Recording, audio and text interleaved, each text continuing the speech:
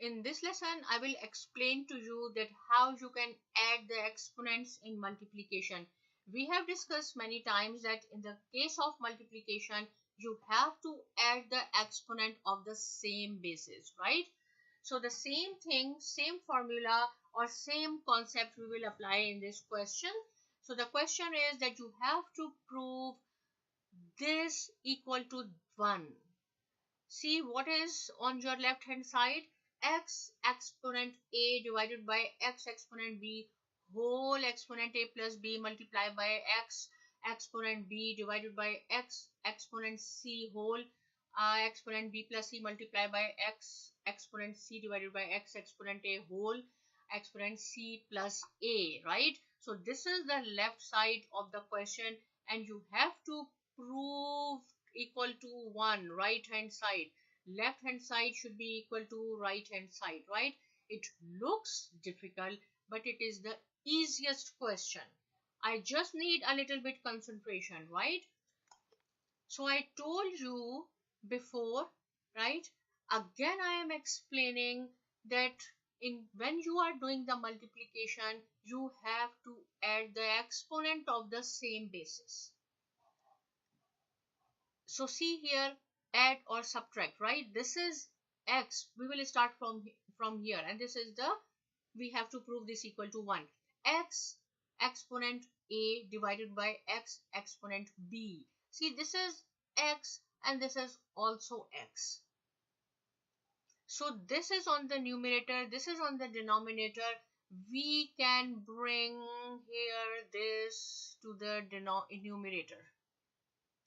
So this is the extra step, right? You can do this step directly, but in order to explain you, I have made an extra step for you. So this is xa as it is, and this is the multiplication sign. Dot means multiplication sign. You can bring x exponent b in numerator. So when it will come in the numerator, the sign will change. It is x negative b, and then whole exponent a plus b. Same thing you can do here, same. Again, see, it should be same, x. So x 6 multiplied by x minus c, and then, sorry, this is b. Then whole exponent b plus c multiplied by xc multiplied by x exponent minus a and whole exponent c plus a. What we did in this step, right? We bring this numerator, sorry, the denominator in numerator, right? This is the extra step, but if you want, you can do this directly. Now see, this is x, this is x. So the powers we have to add. We can write down x only one time, and this is a minus b. We will write down a minus b whole exponent a positive b multiplied by x b minus c whole exponent b positive c multiplied by x c negative a whole exponent c positive a, right? What we did here, we just remove this x because both are same, so we can write down only one time. Now if you remember, we have discussed the formula a square minus b square, right? This is a square equal to a plus b and then a minus b. A square minus b square. This is the general formula. You can have any variable or any integer instead of a and b.